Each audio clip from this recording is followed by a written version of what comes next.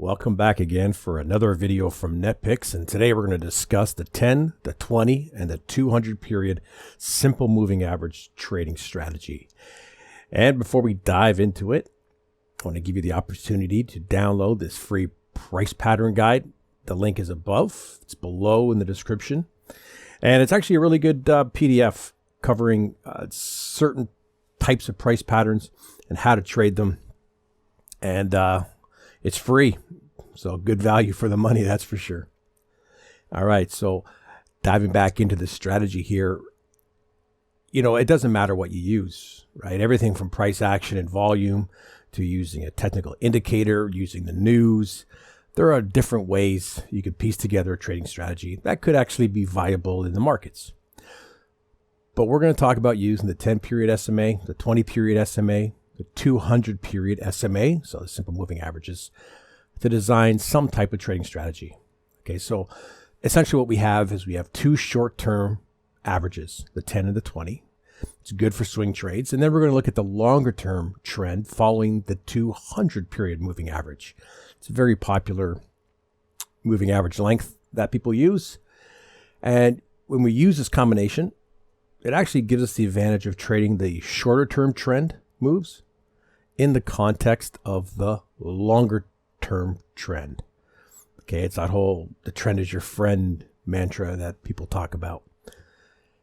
And if you just want to know how to use one average, you can check out this video here about the daily time frame trading strategy that I put together. Now, I'm not going to go into details about the calculation of the SMA. It's just an average of prices over a set amount of periods. But the top level view of the strategy is this. When a 10 crosses a 20, you're essentially seeing a change in the shorter term trend in the instrument as shown by moving averages. It's different than price, okay? The 200 SMA, that's the indicator, is going to give us what the longer term trend is, and that's the trend that's in control of the market overall. Now, we'll say right now, we would prefer to take trades in the direction of the overall trend, but you can make some good money when you trade counter trend trades, depending. And we will take those counter trend trades as long as we just keep our expectations in check, okay?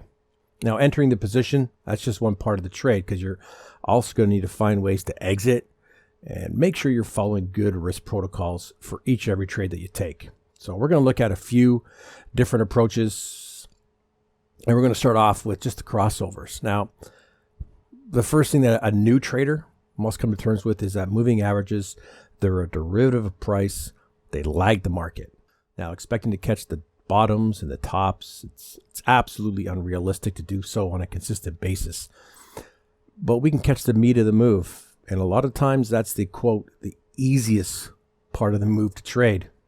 Is that the meat of the move? We don't know, right? You don't know when that's going to come. So with this crossover, when price is above the 200 SMA, long trades, that's what we're looking for. When price is below the 200, shorts, okay, short trades.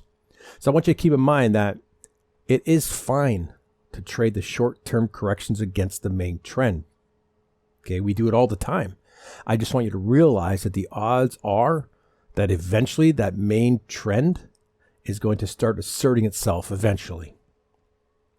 Now, with this chart here, I intentionally picked a non-perfect daily chart because it's really easy for me to go back over all different charts and find some of the best setups that work.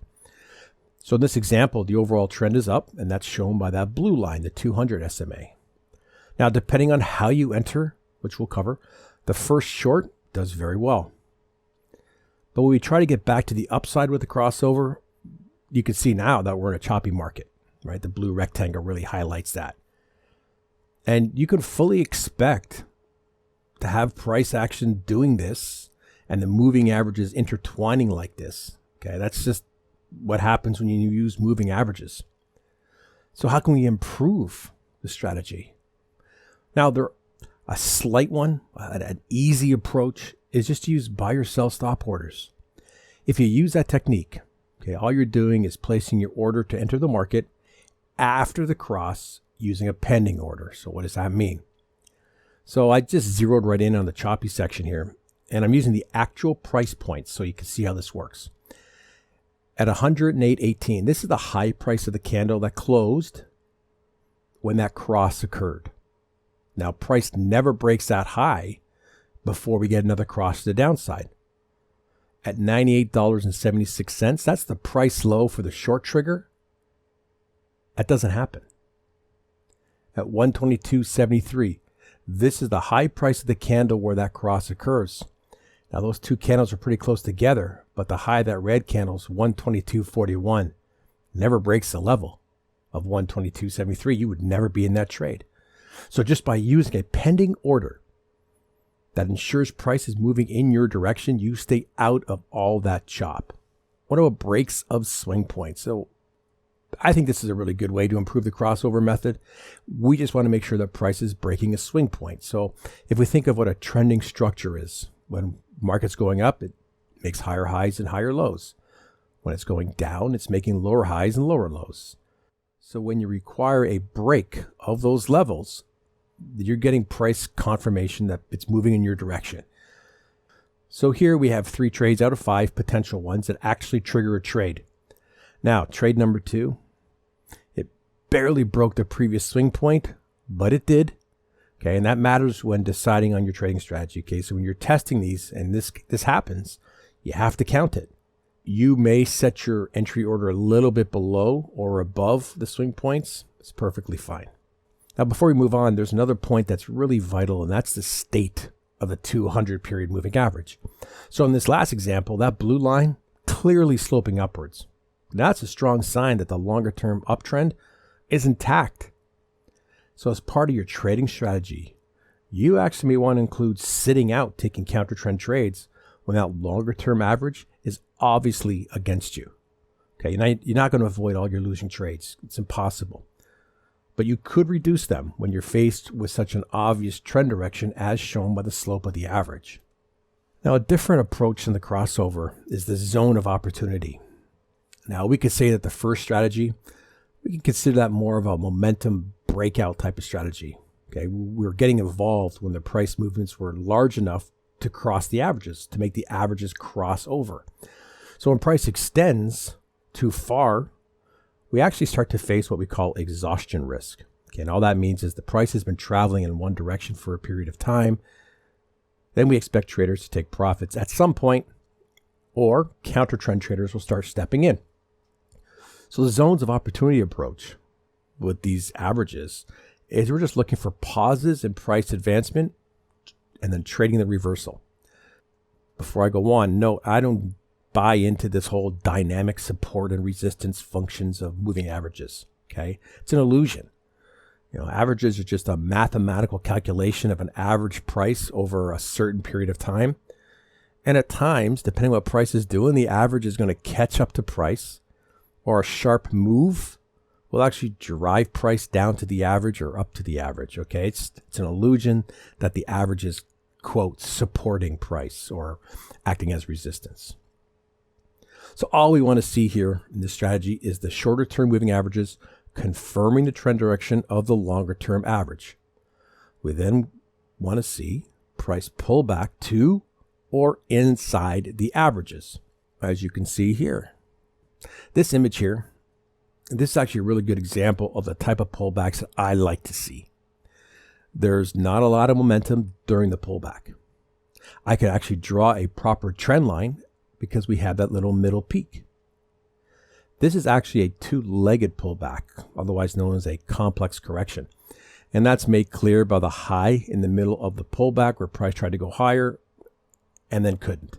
Using various tools like trendline breaks, breaks of highs, or even a candlestick reversal pattern, we can enter the trade in the direction of the trend. Okay, you have to decide how you're going to enter these.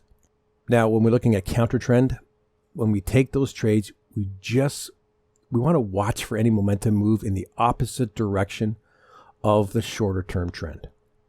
Okay, we want to ensure we don't take a bigger than anticipated loss on those, because if prices break in that last pivot high in a short term downtrend, you want to get out of that trade. Generally, for most traders, just sticking with the trend trades is the best bet.